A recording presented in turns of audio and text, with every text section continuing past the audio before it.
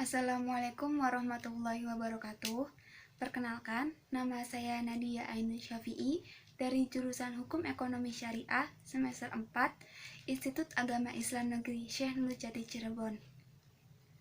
Di sini saya akan menjelaskan analisis saya mengenai fatwa DSN MUI nomor 20 garis miring DSN strip MUI garis miring 4 garis miring 2001 tentang pedoman pelaksanaan investasi untuk reksadana syariah.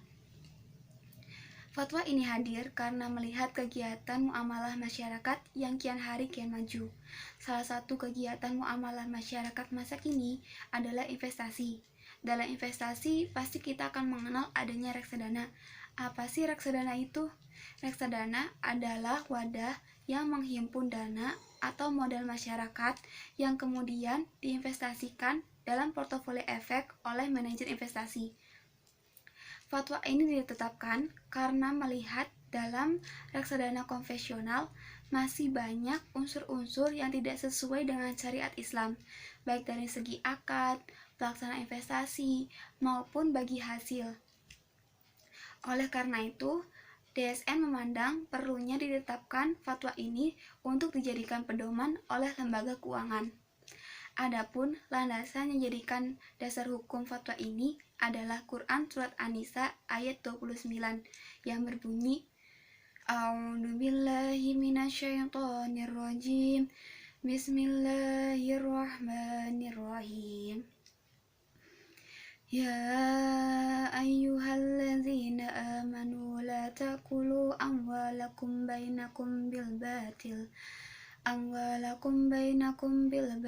an takuna tijaratan an taradi minkum Sadaqallahul azim, yang artinya, wahai orang-orang yang beriman, janganlah kamu memakan harta sesamamu dengan jalan yang batil, kecuali dengan jalan perniagaan atas dasar suka sama suka di antara kamu.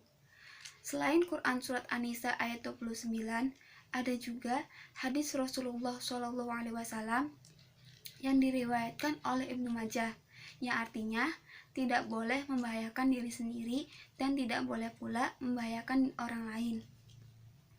Dengan adanya Al-Quran dan hadis yang dijadikan landasan hukum fatwa ini, maka DSN MUI menetapkan Bab 1 Ketentuan Umum. Bab ini menjelaskan istilah-istilah yang ada dalam reksadana, seperti portofolio efek dan manajer investasi.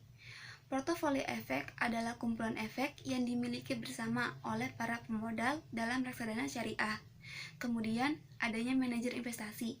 Manajer investasi adalah pihak yang kegiatan usahanya melakukan investasi untuk para nasabah.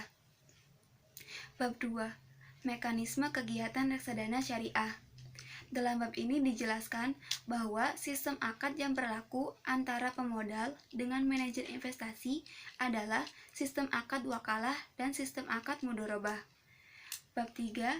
Hubungan, hak dan kewajiban. Pertama, hubungan hak pemodal.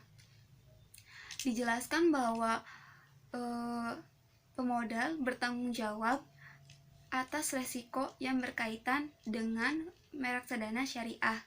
Kemudian, pemodal juga berhak atas hasil investasi yang diinvestasikannya.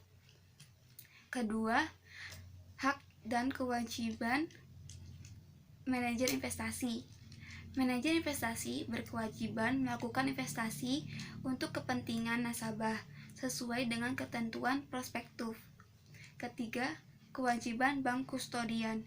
Bank kustodian berkewajiban menyimpan, menjaga, dan mengawasi dana pemodal, serta menghitung aktiva bersih per unit penyertaan dalam reksadana syariah. Bab 4. Pemilihan dan pelaksanaan investasi. Yang pertama, jenis dan instrumen investasi.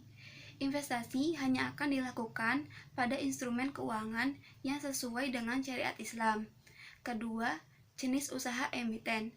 Jenis usaha emiten tidak boleh bertentangan dengan syariat Islam. Jenis usaha emiten yang tidak sesuai dengan syariat Islam adalah jenis usaha yang mengandung judi dan riba. Ketiga, jenis transaksi yang dilarang. Dalam pemilihan dan pelaksanaan investasi harus didasarkan atas prinsip kehati-hatian dan tidak boleh mengandung unsur gharar. Bab 5. Penentuan dan pembagian hasil. Dalam pembagian hasil yang dibagikan kepada pemodal harus bersih dari unsur non-halal. Oleh karena itu, manajer investasi harus membedakan atau memisahkan antara pendapatan yang masih terdapat unsur non-halal dari pendapatan yang diyakini halal. Fatwa ini ditetapkan di Jakarta pada tanggal 24 Muharram 1442 Hijriah atau 18 April 2001 Masehi. Sekian dari saya, kurang lebihnya mohon maaf. Wassalamualaikum warahmatullahi wabarakatuh.